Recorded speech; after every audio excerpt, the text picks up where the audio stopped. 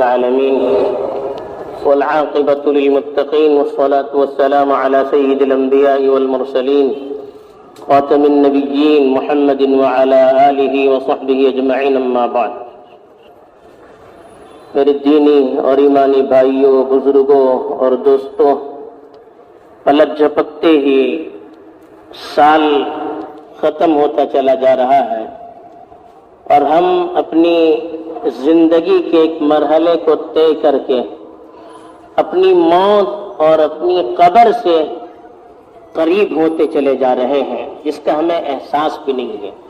کہ رمضان المبارک کا مہینہ آتا ہے تو احساس ہوتا ہے کہ سال گزر چکا ہے، سال بھر ہمیں احساس نہیں رہتا. رمضان کا جب مہینہ آتا ہے تو احساس ہوتا ہے کہ کتنی جلدی سال گزر گیا. یہ اللہ کی سنت ہے، سال تو گزرتا چلا جائے گا. زندگی برف کی مانند ہے، وہ تو پگھلتی چلی جائے گی.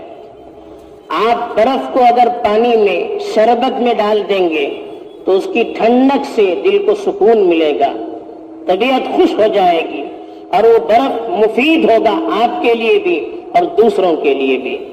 اگر آپ نے اس کو استعمال نہیں کیا، ایسے ہی چھوڑ دیا، تو وہ برف پگھلتا چلا جائے گا اور نہ اس سے آپ کو فائدہ ہوگا نہ کسی دوسرے کو فائدہ ہوگا. یہی ہماری زندگی ہے. اگر اس زندگی کے قیمتی اوقات کو ہم نے اپنے دینی اعمال کے ذریعے سے اس کو مزین کر کے قیمتی بنانے کی کوشش کی تو یہ زندگی دنیا میں بھی ہمارے لیے مفید اور اطمینان بخش ہوگی، اور مرنے کے بعد بھی اس زندگی کے فوائد ہمیں نظر آئیں گے. اگر ہم نے زندگی کے ان قیمتی لمحات کو ایسے ہی ضائع کر دیا تو پھر سوائے افسوس کے اور کچھ ملنے والا نہیں ہے. اب رمضان المبارک کی آمد ہے. 1 یا 2 دن میں انشاءاللہ رمضان المبارک کا ہم استقبال کرنے والے ہیں. جگہ جگہ استقبال رمضان کے عنوان پر جلسے ہو رہے ہیں، علماء کے بیانات ہو رہے ہیں. آخر اس کا مقصد کیا ہے؟ اتنا مبارک مہینہ آ رہا ہے تو اس کی تیاری کس طرح سے کرنی چاہیے. میں تفصیل میں جانا نہیں چاہتا، بہت سی باتیں آپ لوگوں نے سن لی ہوگی. میں 2-3 باتیں جو ضروری ہیں اس وقت آپ کے سامنے پیش کرنا چاہتا ہوں. پہلی چیز تو یہ ہے، دیکھیے رمضان کا مہینہ آ رہا ہے تو رمضان کا مہینہ اتنا قیمتی ہے تو اس کے لیے تیاری بھی پہلے سے ہونی چاہیے. اب اس کی تیاری کیسے ہوگی؟ پہلی چیز تو یہ ہونی چاہیے کہ رمضان کے آنے سے پہلے ہمیں اپنے دل میں اپنی نیتوں کا جائزہ لینا چاہیے اور یہ تہیہ کرنا چاہیے، یہ طے کرنا چاہیے کہ اس رمضان کے مہینے میں ہم اپنی زندگی کے اندر نمایاں تبدیلی لانے کی ضرور کوشش کریں گے. ہماری نیتوں کی اللہ کے یہاں بڑی قدر ہوتی ہے.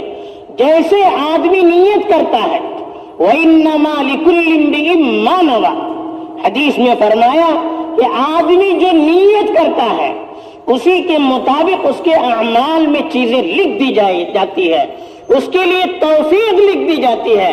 اگر رمضان کے آنے سے پہلے ہم نے اپنے اندر کچھ جذبہ پیدا نہیں کیا، کچھ نیت پیدا نہیں کی، کچھ تبدیلی کے جذبات ہم نے دل میں نہ لائے تو یاد رکھیے رمضان آئے گا، گزر جائے گا، ہماری زندگی کے اندر کوئی انقلاب نہیں آئے گا، کوئی تبدیلی نہیں آئے گی. اور جب زندگی میں تبدیلی نہیں آئے گی، زندگی ہماری سنبھل نہ جائے گی تو پھر اللہ کی طرف سے ہمارے حق میں فیصلے نہیں اتر سکتے. ہمیں خود بدلنا ہوگا.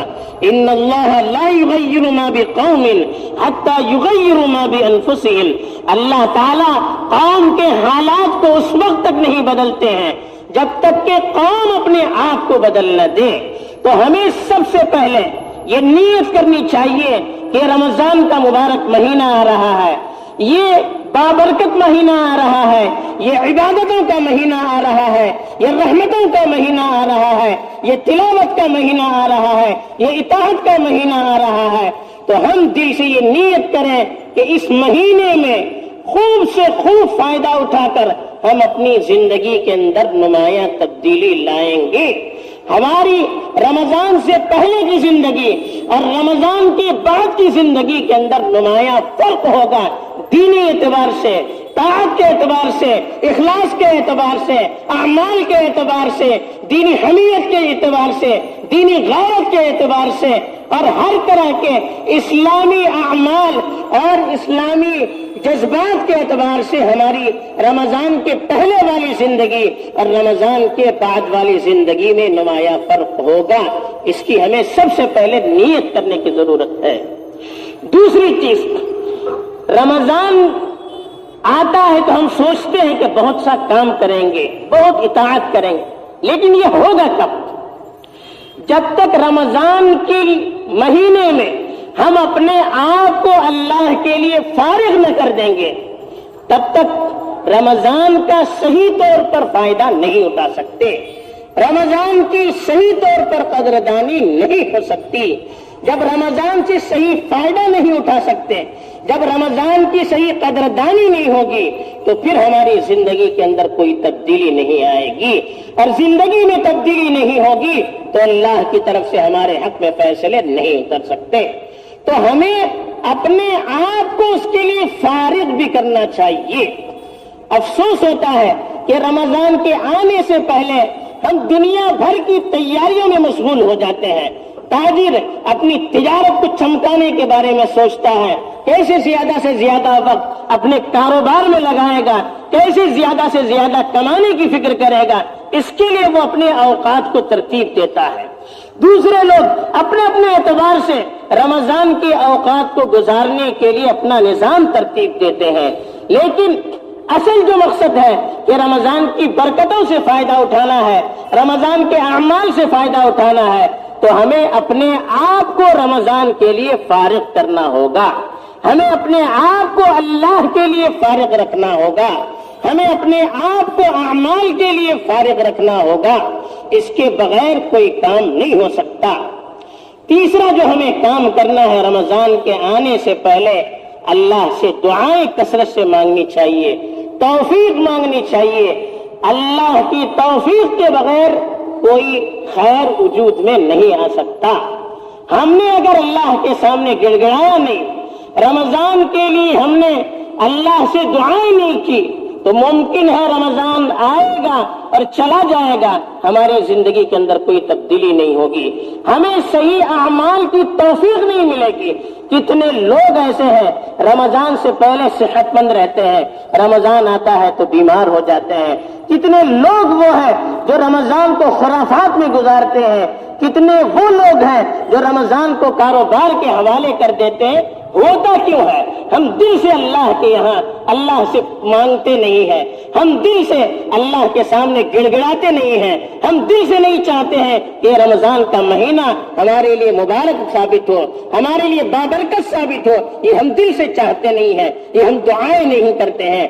ہمیں اللہ کے سامنے رو رو کر دعائیں کرنی چاہیے کہ یا اللہ، یہ مبارک مہینہ آ رہا ہے تو ہمیں صحت کے ساتھ، سلامتی کے ساتھ اور تیری اطاعت اور بندگی والے جذبات کے ساتھ یا اللہ اس مہینے کو گزارنے کی توفیق دے۔ تیری توفیق کے بغیر ہم ایک قدم نہیں اٹھا سکتے، تیری توفیق کے بغیر ایک عمل ہم سے نہیں ہو سکتا۔ یہ ہمیں اللہ کے سامنے رو رو کر گڑ گڑا کر دعائیں کرنی چاہیے۔ چوتھا کام ہمیں رمضان کی آمد سے پہلے رمضان کی برکتوں سے فائدہ اٹھانے کے لیے اپنے دلوں کو پاک اور صاف رکھنا چاہیے۔ دیکھیے، برتن پاک اور صاف رہے گا تو آپ اچھا پانی اس کے اندر ڈالیں گے، آپ دودھ اس کے اندر ڈالیں گے، آپ کھانے پینے کی چیزیں ان کے اندر ڈالیں گے۔ اگر برتن گندا ہوگا تو آپ اس میں پانی نہیں ڈالتے، آپ اس میں دودھ نہیں ڈالتے، دودھ ڈالے پھٹ جائے گا، پانی ڈالے گندا ہو جائے گا، کھانے پینے کی چیزوں کو ڈال دیں گے وہ کھانے کے قابل نہیں رہے گا۔ تو برتن جب تک صاف نہیں ہوتا ہے، چیزیں اس کے اندر ڈالی نہیں جاتی ہے۔ ایسے ہی دل ہمارا جب تک گندگیوں سے، گناہوں سے، غلط جذبات سے، آپسی دشمنیوں سے، اختلافات سے، جب تک یہ ہمارا دل پاک اور صاف نہیں ہوگا، رمضان کی برکتیں اس سے ہم فائدہ نہیں اٹھا سکتے، ہمارا دل رمضان کی رحمتوں سے مستفید نہیں ہو سکتا، رمضان کی نورانیت سے منور نہیں ہو سکتا، تو رمضان کے آنے سے پہلے ہر آدمی کوشش کرے میں اپنے دل کو پاک اور صاف کروں، میں دشمنیوں کو بھلا دوں، میں دشمنوں سے ہاتھ ملاؤں، میں آگے بڑھ کر ان کو سلام کروں، ان کو گلے سے لگاؤں۔ یہ جذبات ہم اپنے آپ کے اندر پیدا کریں گے اور پھر رمضان کا استقبال کریں گے۔ جب دل پاک اور صاف ہوگا تو پھر اللہ کی رحمتوں کا جب نزول ہوگا تو دل اس کے قبول کرنے کے لیے تیار ہوگا، ورنہ دل ہمارا تیار نہیں ہوگا۔ یہ چند چیزیں تھی جو رمضان کے استقبال کے لیے ضروری ہے، اس کے بارے میں گزارش کی گئی ہے۔ اللہ تعالیٰ سب سے پہلے مجھے بھی توفیق دے، آپ کو بھی توفیق دے، اور رمضان کا مہینہ پورے عالم اسلام کے لیے خیر اور تبدیلی کا ذریعہ بنائے۔ آمین۔ وآخر دعوانا ان الحمد للہ رب العالمین۔